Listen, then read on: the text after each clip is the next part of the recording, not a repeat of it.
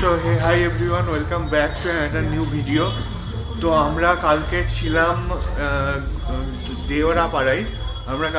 দেওরাপাড়ায়। এখন নাও আছি সেখানে বালাজি গেস্ট হাউসে। তো আজকে আমরা মায়াপুর এক্সপ্লোর করব। মায়াপুর ভারতের পশ্চিমবঙ্গের নদিয়া জেলার কৃষ্ণনগর সদর মহকুমার নবদ্বীপ সিডি ব্লকের বামনপুকুরের একটি পাড়া আর নেবারুদ।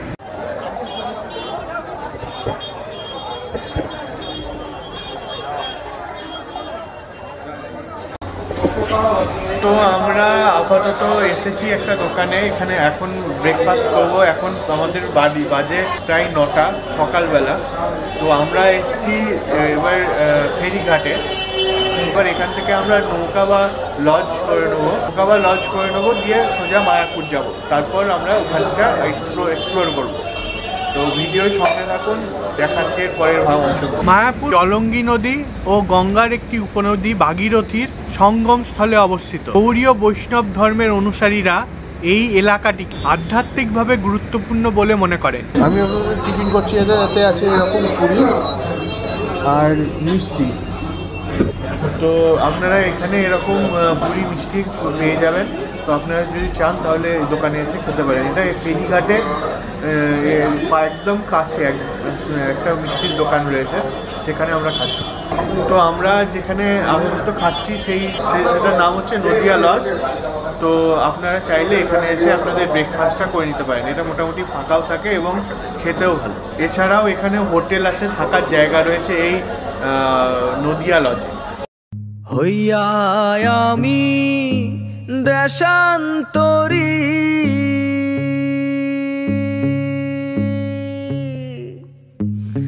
দেশ বিদেশে ভিড়াই তরি রে। তো আমরা পৌঁছে গেলাম মায়াপুর। শুধু গঙ্গা পার করলেই উপরে হচ্ছে মায়াপুর, আর ওপারে হচ্ছে নবদ্বীপ। তো আমরা আপাতত মায়াপুর পৌঁছে গেছি।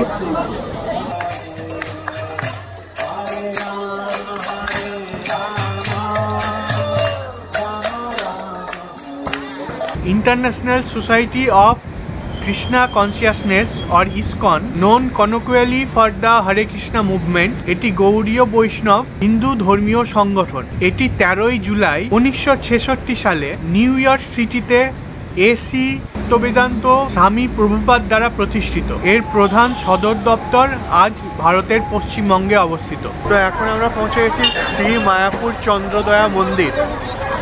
তো আমাদের আজকে মায়াপুর দর্শনের এটা আমাদের প্রথম লোকেশন। এরপর আমরা আরও অনেক জায়গায় যাব এবং অনেক জায়গা ঘুরবো, তার বিভিন্ন পিছনে লুকিয়ে থাকা তথ্যগুলোকে জানবো। তো আপনারা সঙ্গে থাকুন এবং ভিডিওটা দেখতে থাকুন। তো আপনারা যখন এই মন্দিরের ভেতরে আসবেন তখন অনেকগুলো কাউন্টার আপনারা দেখতে পাবেন, যেখানে কুপন দেওয়া হচ্ছে। তো এই এতগুলো কাউন্টারে প্রত্যেকটাই মহাপ্রসাদ, কিন্তু তাতে মেনুর ডিফারেন্স রয়েছে এবং প্রাইসের ডিফারেন্স রয়েছে।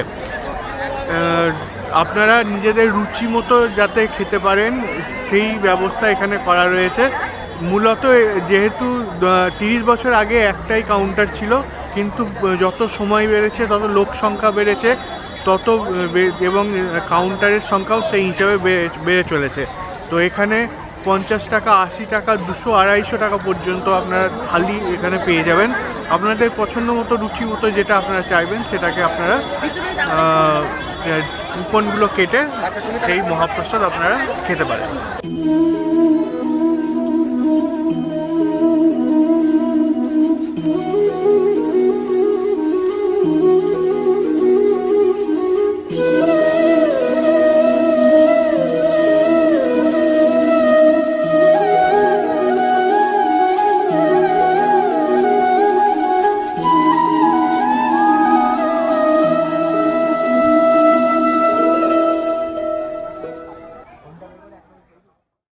তো আমি এখন গদা ভবনের সামনে রয়েছি। আমাদের কুপন কাটা হয়ে গেছে প্রসাদের জন্য। আমরা 1টা থেকে প্রসাদ দিতে শুরু করবে। তো আমি এখন গদা ভবনের সামনে আছি, আর আমার কাছে এখানে রয়েছে, আমার ঠিক পেছনেই রয়েছে এখানে অনেক দোকান। আপনারা যদি চান তাহলে এখানে কেনাকাটা করতে পারেন। এরপর আমাদের সময় হয়ে এলো মহাপ্রসাদ গ্রহণে।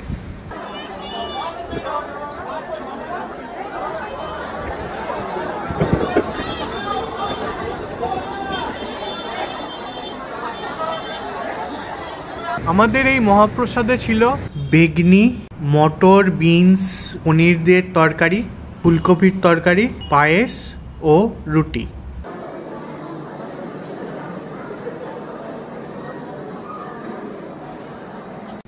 এরপর আমরা বেরোলাম বিভিন্ন ট্যুরিস্ট স্পটগুলো দেখার জন্য।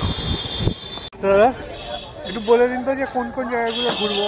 দেখেন, এটা জায়গাগুলো হচ্ছে মহাপ্রভুর মাসির বাড়ি, জন্মস্থান, শিবাসঙ্গন, ঠিক আছে, নৃসিংহ মন্দির, রাধা মদন মোহন মন্দির, ঠিক আছে। এই জায়গাগুলো আপনাকে দর্শন করে এখানে নিয়ে আসবে। আর এরপরে কিন্তু আর দুটো জায়গা আছে, আগে বলা ভালো, যে কাজীর সমাধি আর যে মহাপ্রভুর যে গোলকচাপা যে চাপা গাছ লাগিয়েছিল ওটা দর্শন রয়েছে। রাজা বল্লাল সেনের বাড়ি আছে, কিন্তু ওইগুলো যদি আপনি বলেন যে পরে দর্শন করবো, ওগুলো কিন্তু আলাদা ভাড়া পড়বে। আমরা প্রথমে গেলাম মায়াপুর শ্রী চৈতন্য মঠ।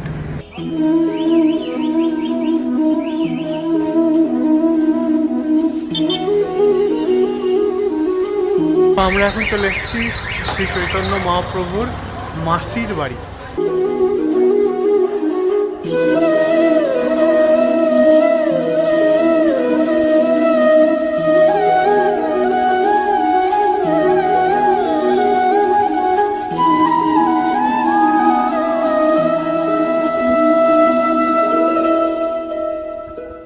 এরপর আমরা গেলাম বল্লাল ঢিপি।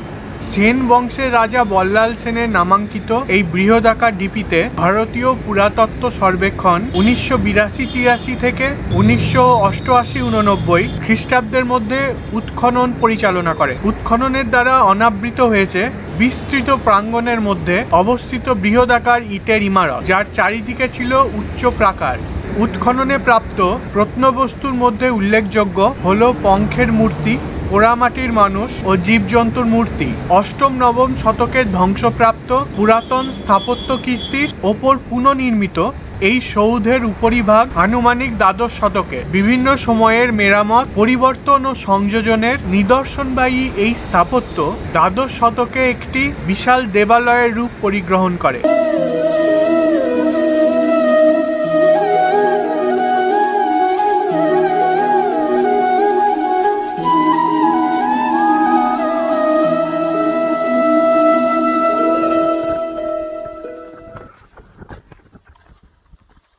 এরপর আমরা গেলাম শ্রী চৈতন্যের বার্থ প্লেস।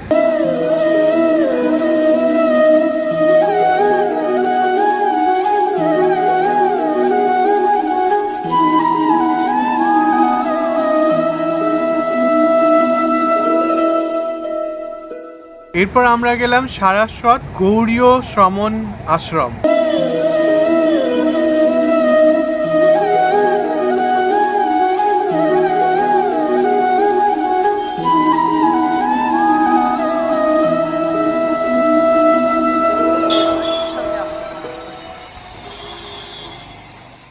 সকালবেলায় উঠে মায়াপুর পৌঁছানো, দুপুরবেলায় ভোগ গ্রহণ করার পরে মায়াপুরের দর্শনীয় স্থানগুলি ঘুরে বেড়ানো এবং বাড়ি ফেরা।